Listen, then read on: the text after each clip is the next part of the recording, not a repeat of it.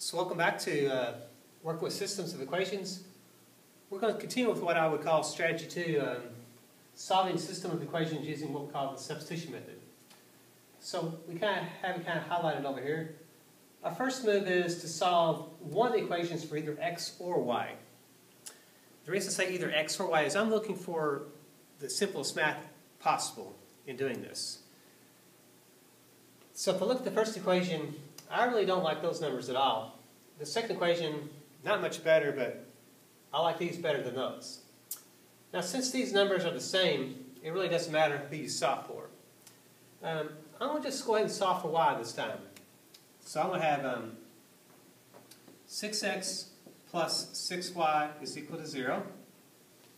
And since I want to solve for y, that means I want to isolate it. So I'm going to get this, I'm going to move the 6x out of the way, so I need a 0 pair. I'm going to put a negative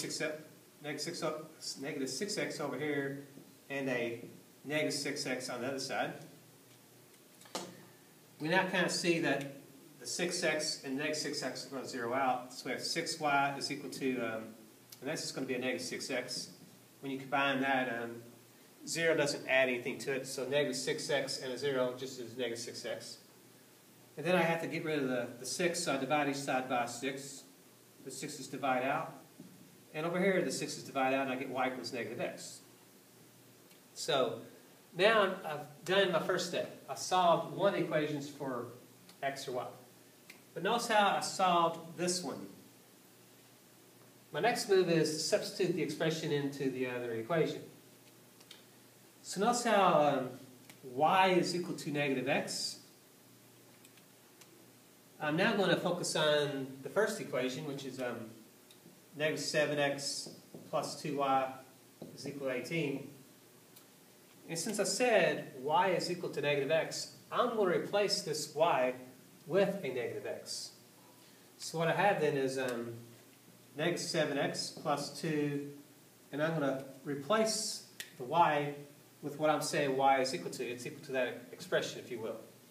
So I'm going to replace and put a negative x there. And that's going to equal then my 18. So now I'm ready to go ahead and just simplify this down a little bit. So I have a negative 7x, and that's really the same thing as a negative 2x equals 18. Remember, a positive times a negative just makes a negative. These are like terms, so it's going to make a negative 9x is equal to an 18. So we substituted in, we simplified. We still want to solve for the variables. So to get x by itself, I need to divide by negative 9. The negative 9's will divide out, and we end up with x equals negative 2. Now, once I solve for the variable, I want to use my other equation. I want to now substitute back in over here for x. So now I have this y equals negative x. And what I want to do is I want to put that negative 2 in for x. So what I have then is the opposite. And then that negative 2 is going to go in for x.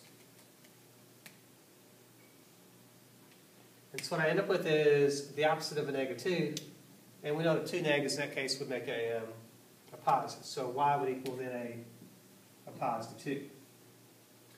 So there's our solution. We found our x value and our y value. All we have to do now is put it in the form of an ordered pair. So negative 2, 2 would be my solution.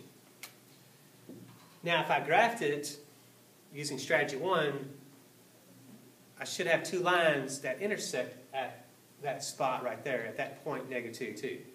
But I'm not going to do strategy 2 this time, but feel free, if you wanted to graph those and verify that indeed that isn't the solution. Okay. What I can do at this point, I can prove to you that this indeed makes both equations true. So I can substitute that negative 2 in for x. So I have a negative 7 times a negative 2, plus then 2, and then y is equal to 2. That's going to be 2 times 2. Does that equal 18? Let's see here. A negative 7 times negative 2 is a 14. 2 times 2 is 4. Does 14 plus 4 equal 18? So this ordered pair does make this statement true. The catch is it has to make this equation true as well. So let's see. 6 times, then again x is equal to -2, plus then 6 times 2,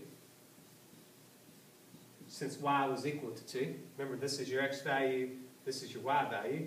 So this value is going to go in for my x. This 2 is going to go in for my y. And it's supposed to equal 0. Well, we know that 6 times -2 is -12. 6 times a +2 is a 12. And we do know that a -12 plus a 12 does give me 0.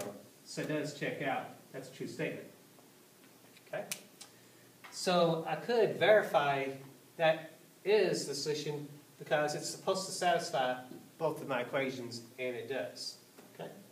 So that's what we're looking for when we talk about systems of equations. Stay tuned for our... I think we're going to do one more with this.